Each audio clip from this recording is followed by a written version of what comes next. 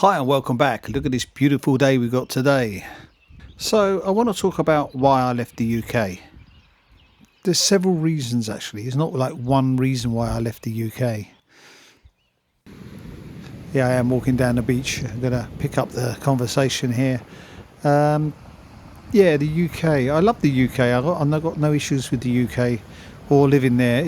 My only thing is that I didn't ever really feel like I belonged there. I didn't feel like I actually came from the UK. It's really weird. I mean, when I was about 11 or 12, I went to Spain on holiday with my parents and my sister, and I discovered a complete different way of life, which was basically people living outside at night. They were, speaking a different language, and it was hot, and the kids were just free to run around and do what they wanted.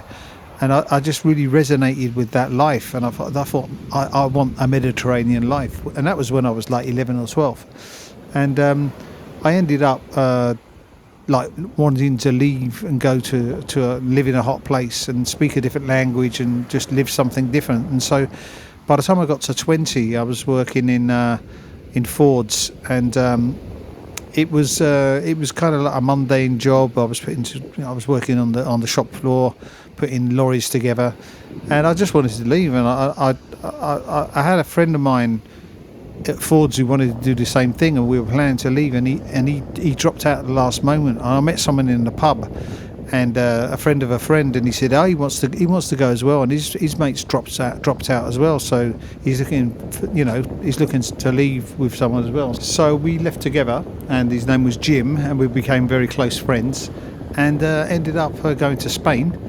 Couldn't find work there.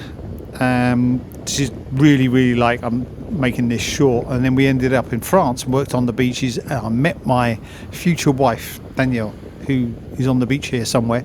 And worked on the beaches there, and then we had a lovely time. It was probably one of the best times of my life, and I just fell in love with the beach basically. And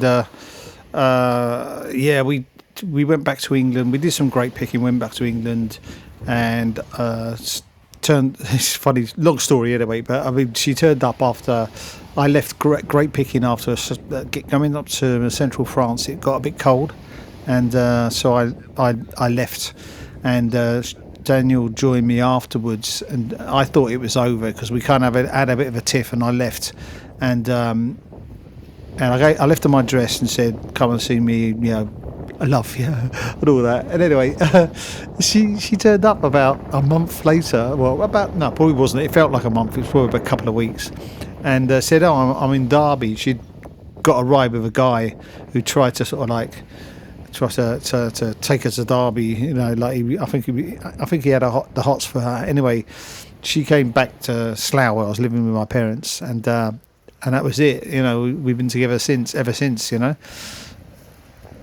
And so it was a great winter.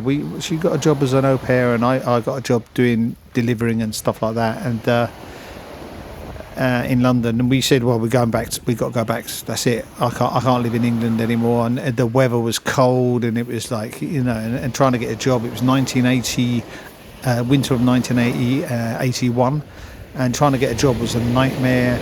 And it wasn't. I just didn't like it, and so we bought a van. I sold my car that I had at the time. It was an old banger, and I sold it, and I bought a transit van, and we did it up so we could live in it, and we left in April of 1981 in my transit van, my yellow transit van, and it was fantastic. The best time I've ever had in my life was living in that van, working on the beaches again. And this time I was like a manager. I had about 16 people working for me, and I was on a percentage, plus I was working on the beaches. I was making quite good money, and Daniel got a job in a restaurant. She didn't like working on the beaches anymore, and then that was it. We were off living together, and we went back. Every time I went back to the UK, it was like, no, I can't do this. I've got to go back to the sea. And then we decided to stop the beach seasons. We used to go to Paris in the winter, and Daniel was studying and trying to get a sort of like a diploma in something. I think it was like secretarial work or something. And I just found work in Paris, and that's where I learned French, was in Paris. It's because I ended up in a working in a photo lab, and I was doing deliveries for this photo lab in Paris, and they only employed me because I could translate. And even though my French was pretty bad, I could translate this manual they had for one of their machines that they bought, and they didn't have a manual in French. Of course, then days, no internet, nothing. So anyway, I ended up getting this job as a delivery, and I ended up a delivery driver, like a van driver in Paris. So I learnt the map of Paris, and I was delivering for this photo lab. And I ended up working in the lab as well. So in the morning I'd do deliveries, in the afternoon I'd be working in the lab. And that was great. And I was there for about 5 months, and no one spoke English. And my French was quite broken. I was kind of trying to learn it the year before. I kind of got the base of it, but I wasn't fluent or anything. And there I became fluent. I mean, to a point where I probably didn't even have an accent. I was young as well. And my French became really, really good, proficient. I was watching TV all the time, films in French, and my vocabulary was getting good. And my French overtook Daniel's English, so we were only speaking French together now. And that was only a year and a half. That was like the winter of 81, 82. And then when we did another season, at the end of that season, I think it was the end of 83 season, we decided to go and live in Nice. And that's where I became a musician. Now, this is the only regret I have about the UK well, it's yes and no, because as a musician, hi, back again. As a musician, getting back to the subject, it was quite hard to make it in France, but I wasn't a very good musician, so I probably wouldn't have made it in London anyway. So that is a regret I have about not being in either Los Angeles, New York, or London at that time, or Paris. Being in the south of France was quite hard to be a musician, but you had a lot of live work. So I was playing live all the time with bands. I was playing live, in studios and stuff, and I became quite a proficient keyboard player. And I learnt how to sing, and that kind of like pushed me towards like production work and stuff like that. But then when I kind of got towards the end of the sort of like 90s and stuff, going back to England just was not an option anymore. I was too ingrained in French. But remember, at the time there was no EU.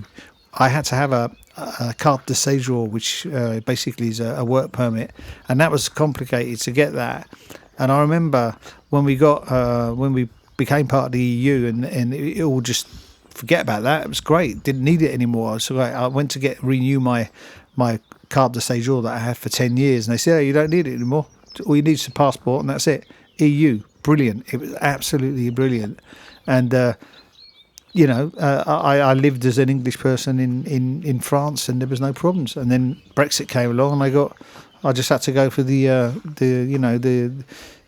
dual citizenship, which I did a video on. But regrets, no regrets. That's going to be my daughter's and family's house, and this is our house next to it with my studio here. And then that's the view. That's the view we got. So how can I have regrets living in Corsica? Fantastic. We're integrated into a Corsican family. And here's the other side of the village, as you can see. And this is where I walk the dog to. So yeah, leaving the UK, not really. Can't really think of a reason to go back. I've got no regrets, and I still love England. I still love the English, but it's just I couldn't live there anymore. Anyway, hope you enjoyed the video. If you did, like and subscribe. That will help me sort of get further than 6 subscribers. That'd be good. Anyway, talk to you soon. Cheers. Bye.